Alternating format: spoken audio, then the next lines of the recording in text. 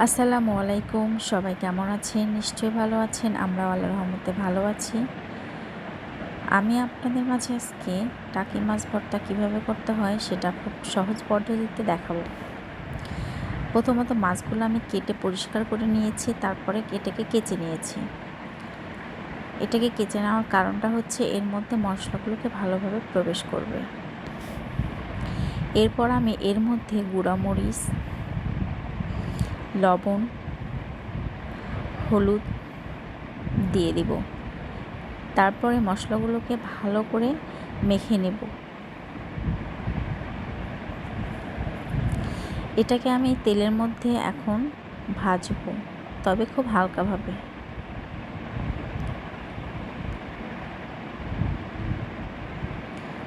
এটা আমার মাখা হয়ে গেছে। এখন আমি তেলের মধ্যে মাছগুলোকে দিয়ে দিব।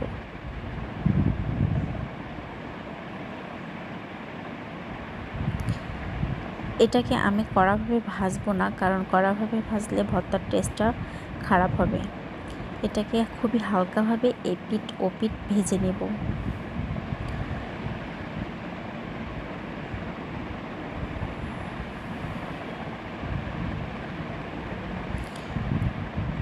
তারপর আমার মাছগুলো ভাজা হয়ে গেছে। আর এখন আমি এখানে কাঁচামরিচ, পেঁয়াজ, রসুন কেটে নিয়েছি। এটাকে এখন আমি তেলের মধ্যে ছেড়ে দেব।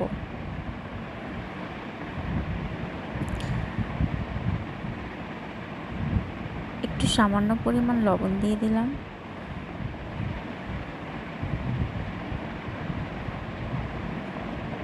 এটাকে হালকা বাদামি করে ভেজে নেব। এটা আমার ভাজা হয়ে গেছে। আর এখানে আমি মাছগুলো মধ্যে থেকে যে কাটা ছিল এটাকে ছেড়ে নিয়েছি।